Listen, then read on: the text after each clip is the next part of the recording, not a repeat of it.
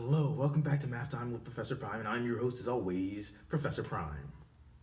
Let's talk about math in Horizon Zero Dawn.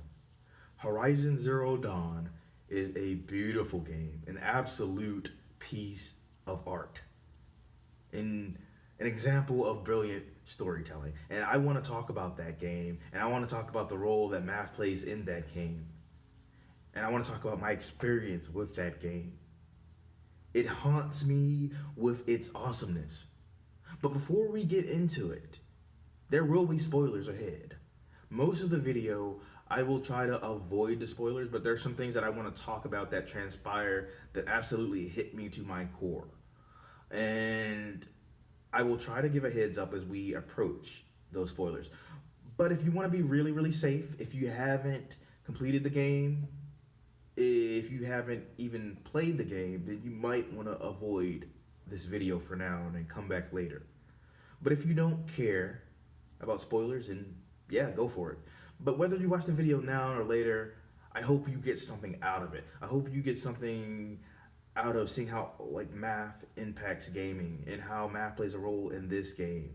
And I hope you get a good sense of why I enjoy this game and why it instantly became one of my favorite games, why it hit me in a meaningful and impactful way. With that in mind, I'm going to say it one more time. Spoilers ahead. Spoilers, spoilers, spoilers. That being said, let's get into it. So, Horizon Zero Dawn is a brilliant game. And I'm going to talk about it and how math factors into the game, right? Like how it affects the gameplay, how it affects the story, how math is used in a meta sense as far as the game is concerned. And as I'm doing all of that, I will describe some things in the game, some things about the story, some things about the gameplay, and I will also talk about my experience with this beautiful game. So yeah, let's get into it. So one of the biggest things is the gameplay, right? There's math all over it.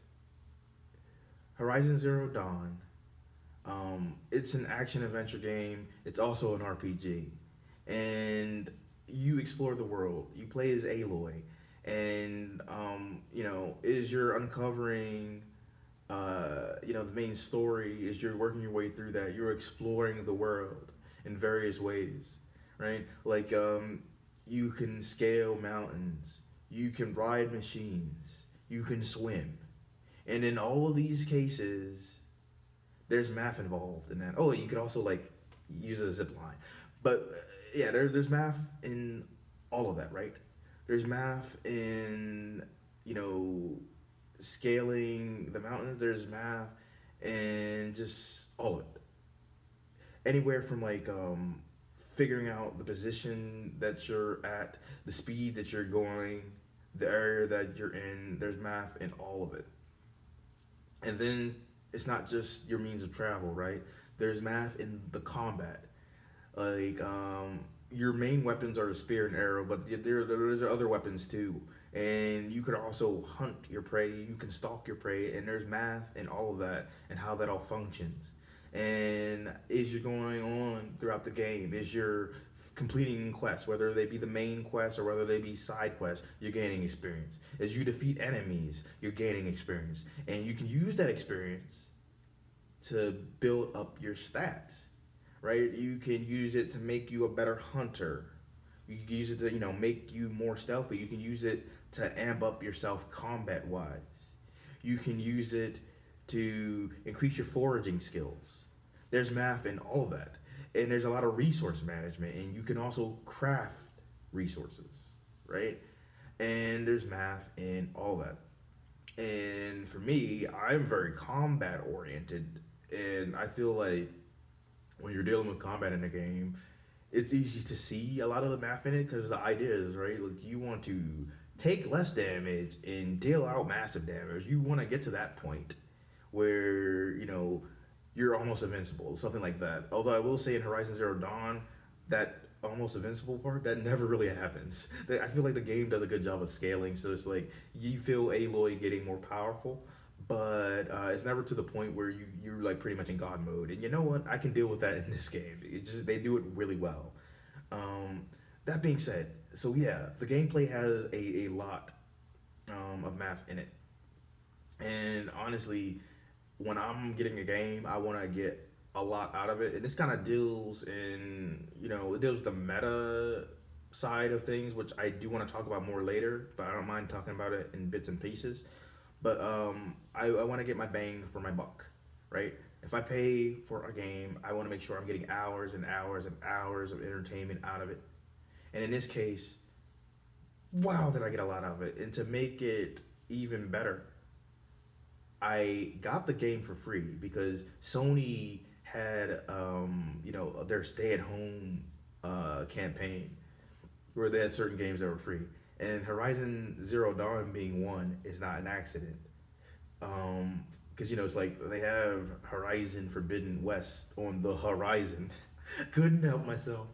Um, and so it makes sense with that possibly coming out in 2021, which if it does, oh my god, it'd be amazing. But the point is, with that campaign, I was able to get Horizon Zero Dawn for free because they had it free for like several weeks. And this is a game that I would have gladly paid full price for. And if I did, I would have definitely got my money's worth. I spent about 200 hours playing that game. Yeah, is that good? And the version of the game that I got was the complete edition. And so it had like the Frozen Wilds DLC. And so that's pretty cool. And one of the other things is like, so when you're playing the game, right? Um, for me, certain games have like side quests where they don't really do anything, or they have like collectibles that don't really do anything, and that's a drag because you're not only investing time in a game, you're investing, oh sorry, you're not only investing money in a game, you're investing time in a game. So it's like, do I want to get these side quests? Do I want to get these collectibles? And if you're trophy hunting, is it gonna be worth it for you to get that trophy? Is it worth the grief? And Horizon Zero Dawn does a very good job of making collectibles worth it. It does a very good job of making side quests worth it. Because for me, right, like the side quests, not only are they extra opportunities for you to get experience, but you're able to like, buff yourself up. And so numbers wise, everything is increasing if you play your cards right. So it's a good reason to do that on its own. But not only does it give you more experience that helps you boost your stats, but it also gives you more hours that you're playing that game, right? It extends your playtime, and it's great for world building because you get to interact with the people of that world more. And like the side quests, they range, right? It could be hunting down a machine, it could be protecting someone, it could be getting some item, it could be a lot of different things. And not only are you increasing your playtime, not only are you getting more experience and building the world up, you're also building up your rep throughout the game, which is cool to see that play out. And there's a lot of math and just making all that work and function, and it's insane to me. And then for the collectibles, right? Sometimes in certain games, it feels like you're just collecting to collecting. Here, when you're collecting, you're uncovering things about the older world. And I don't think I've mentioned it to this point, but Horizon Zero Dawn takes place about 1,000 years in the future. And you know that civilization collapsed at some point in some time, but you're not sure why, you're not sure how. But if you're exploring ruins or you're just exploring this area or that area, you'll find some collectibles that help flesh that out. And as you go on throughout the game, they really help add to the lore of the world. They help the world building. And honestly, there's a whole like mystery involved with this game about like Aloy's past and what happened to that old world as well. And you get answers to those questions, and I'll talk about that a little later on. And it's to the point where the collectibles really help drive home the experience to me. So yeah, the collectibles are worth it. Um, the side quests are worth it. So there's math and all of that, from the amount of the side quests, the amount of the collectibles, to like their worth. That being said, so that was a lot about the gameplay. But there's a lot as far as the story is concerned too, right? Because the gameplay is tied to it. As you're figuring out more about the stories, you're going on like these quests, you're going on these side quests, you're getting these collectibles, and they all end up helping to flesh out that world and flesh out the story. And there's a lot of math and how that all goes because like when you're creating a game like this, there's so much you have to consider, right? Because like, well, how long is the story theoretically going to drag out, right? Because I feel like some people might not play how I play, where I'm trying to get as much out of that game as possible. But I think even if you don't do the collectibles and you don't do the side quests and you're like trying to just move as quickly as you possibly can, you're still going to get a lot of hours out of this game. And I think that's key. It's something that you have to consider when you're making a game. And it's impressive like how much math and how much goes into it. Like the logistics must be a nightmare, but it's also got to be rewarding when you see a game come together like that. And I think that's one of the interesting things for me. This game is tight. Everything works, and there's just so much that goes into it. That being said, the story is brilliant, and there's a lot of math that goes into storytelling, right? And there's a lot of storytelling in math. And I always thought that was cool. So yeah, there's so much math that I talked about. There's math in the gameplay.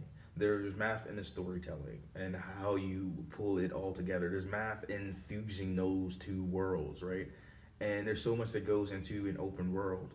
I feel like it's easy to make an open world feel empty, but that's not the case here, right? And to kind of pivot into the meta side of things, which I've been doing here and there, there's so much math that goes into making that world, right?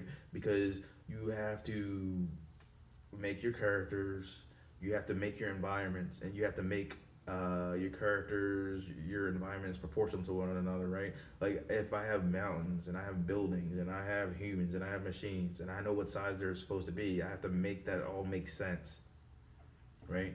And with Horizon Zero Dawn, if I'm not mistaken, they do some interesting stuff in terms of like loading. I can't remember where I saw that, but like if I'm not mistaken, like the idea is like what you see is what's being loaded, and it kind of loads as you're moving. I would have to do more digging to figure out the specifics of that, but from my understanding, they kind of like give you what you're seeing, and that helps in terms of loading time. Which there's a lot of math in that.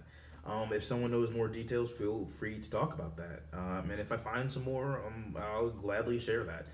And speaking of that, like if I find something, I'll put like a link in the description, and I definitely will have links in the description regardless of if I find more information. With that in mind, all right. So there's a lot of math in developing the world, and there's a lot of math in developing the gameplay and developing that the combat systems and how players will sorry how players will like go through the game, right? There's a lot of math and how they'll level up, how they'll collect things, and how that fleshes out the stories. And it's not necessarily linear, so there's a lot of math and the different ways that you can go and how things can branch out. And I don't think it's necessarily substantial, but there are dialogue options, and that does affect what you're seeing at least in that moment. And there's a lot of math in that, and just fun. And then of course, like taking it up another notch, right? There's a lot of math in producing a game like this. Now, as far as I could tell, because I was checking like a few sources, and it's like, they started developing. Sorry, words. They started development on Horizon Zero Dawn back in 2011. It came out in 2017. So they had about like because I'm not sure like the exact dates, but they had 6 years or about 6 years to really flesh this game out, and they did that well. And I know like they also taught the anthropologists, and I thought that was pretty cool because it's like, oh, what might happen to a civilization if it were to decay over time? Like what might happen in 1,000 years? Like if society was ruined and then you had to rebuild, and it's just like it's interesting to me. And so, but back to the production part, right? Like I'm still talking about the production part. Carrying on, there's a lot of money in producing games, right? A lot of math in that. And so, Sony and Guerrilla Games, they had to consider what must have been considered a risky idea, and then like really fleshing it out and making it a thing and making it happen. And you know what? They did. And they had to put like a lot of money into it, right? And then it's just like the logistics. So you have all these different things that contribute to making a successful game, right? You have the gameplay, you have the stories, you have the worlds that you're in, you have the music, you have the marketing, you have so many different teams working on all of this, and so the logistics must have been interesting for this project. And there's a lot of math that goes into this network of people working on this game and how they get it out to the world. And then of course math and money means math in sales, their bottom line, right? And they did pretty well. They've sold over 10 million copies at the time of this recording, and that's impressive. And they have Horizon Forbidden West coming up, and I don't think they'll slouch on production values. And from what I've seen, trailer wise, gameplay wise, it definitely seems like that's the case. And I think that's amazing because, see, here's the thing, right? Like, video games are a form of art, but just because they're a form of art doesn't mean people making it have the intention of making it art, if that makes sense. It's already going to be art, but how do they want to express themselves? Do they want to make something meaningful that will reach people, that will make them feel something? That's the thing, right? And here with Horizon Zero Dawn, I feel like they did an excellent job of making this piece of art beautiful, which is something they didn't have to do. But I think there's something to be said about it being beautiful, about it being critically acclaimed, about it being well received by players, because it's so beautiful, because it knows it's a work of art. I think there's something to be said about that because, right, this piece of art, this beautiful piece of art made money. It made bank. And people take notice of that sort of thing, right? Because I don't feel like it's enough to just have a game that's fun to play. Although, that is one of the major points of gaming. But it's like, it's a amazing opportunity to, tell a story. And I feel like an excellent game does the gameplay well and it tells the story well. And in the case of Horizon Zero Dawn, it hit me in a powerful and profound way, and I'm going to get to that. So I guess I'm trying to think if there's anything else major I want to say before getting into that. And I guess the thing is, to reiterate, I got Horizon Zero Dawn because Sony. Let me back up. I got Horizon Zero Dawn, right? It was on my list. I was going to get it down the line, but I came across a campaign they were doing because that information was sent to me, right? It's like, hey, Horizon Zero Dawn is going to be free for, a few weeks. So I'm like, hey, this is my opportunity. I was going to get this game anyway, and I got it. And it was just, I was so grateful to play it because I got like hours and hours and hours out of this beautiful game, like literally hundreds of hours out of this beautiful game, and I didn't pay a dime for it. And that's freaking awesome.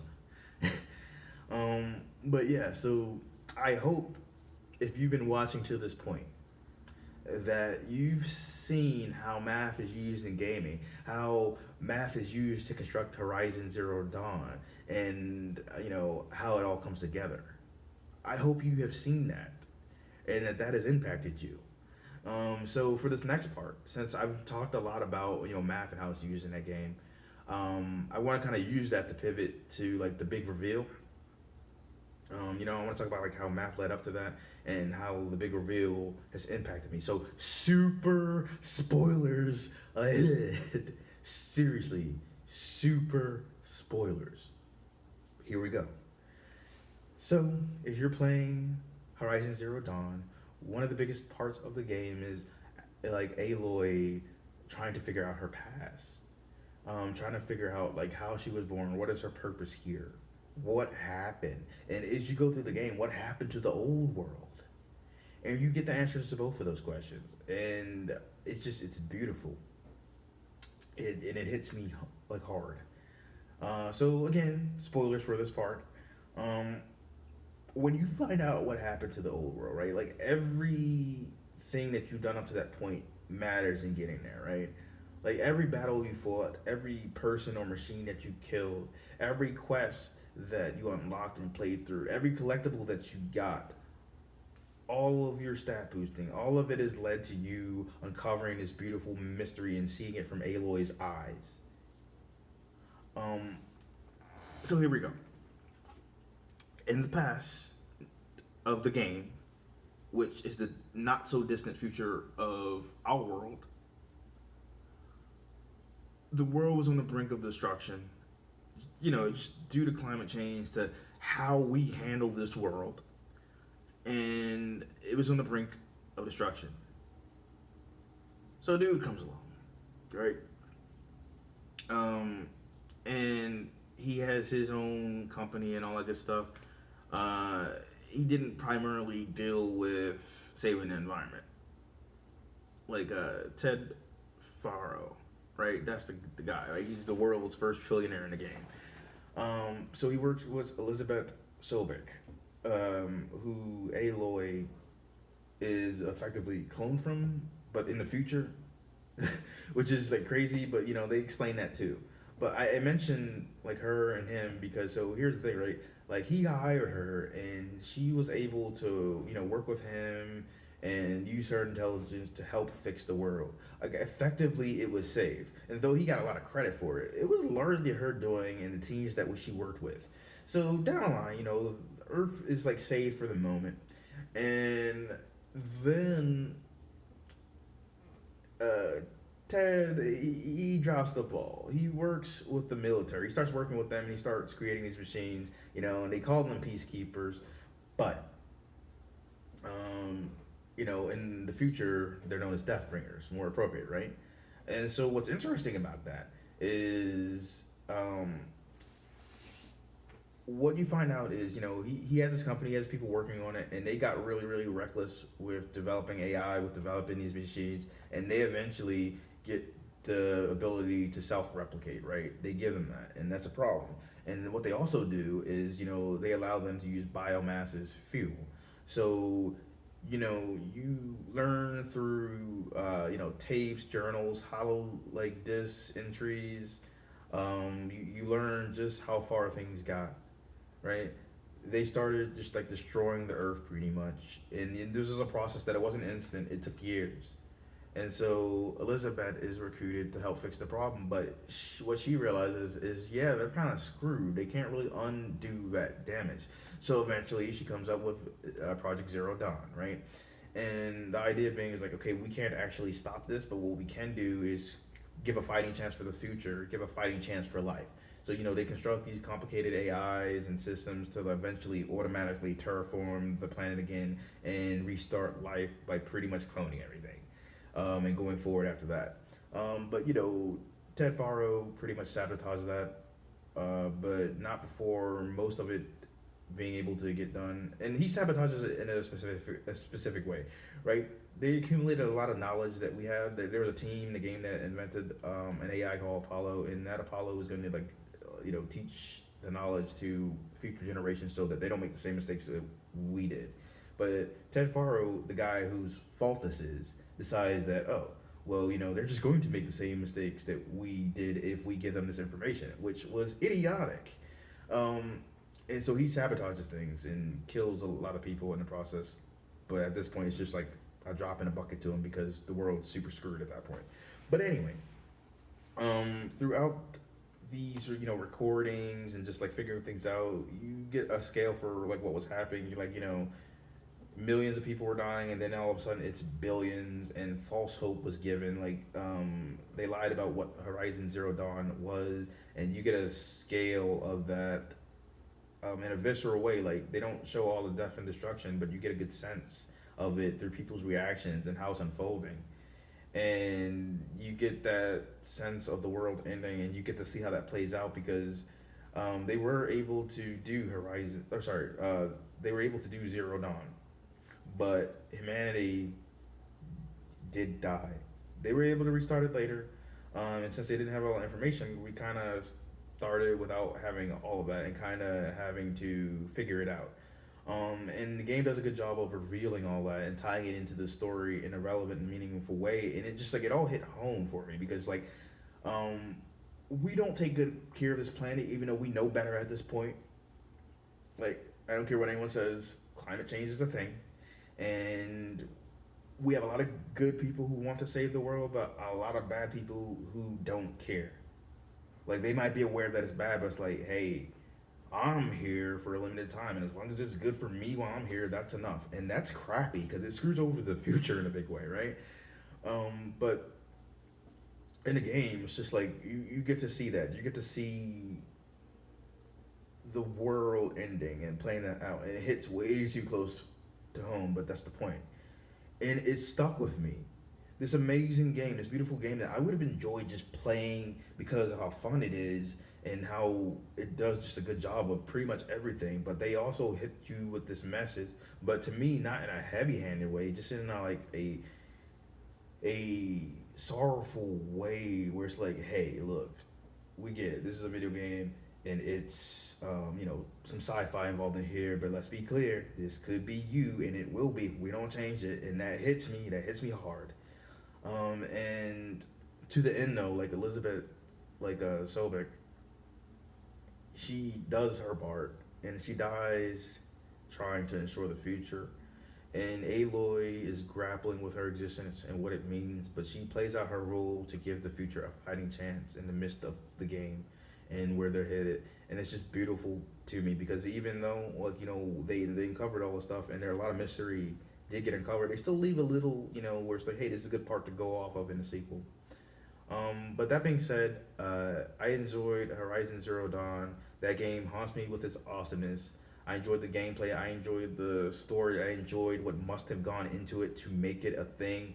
And I enjoy the message, even though it definitely bums me out. And I just think it's amazing that they were able to, do what they did. And for the record, the Deathbringers that, were called the Peacekeepers back in the day, I think it is worth it to mention that you do fight a defunct Deathbringer before you find that information out, and it's a tough battle at that time. So you get a good scale of how powerful these machines are. But throughout the game, right, you level up, you get more powerful, and you fight a full-fledged Deathbringer, and it's still a tough challenge, even with everything. And I just think that's interesting because even between all that, right, you get a sense of what the humans were up against back in the day, right? Because they were fighting these things fully functional and didn't know what was going on. So it's kind of crazy, it's wild, and I enjoyed that game through and through. I hope you enjoyed this video. If you played Horizon Zero Dawn, I hope you enjoyed it. If you haven't and you watched this video anyway, I hope you still enjoyed it. Either way, I hope you learned something about map. I hope you learned something about gaming. I hope you learned something about Horizon Zero Dawn, and I hope you learned something about me. Professor Prime out.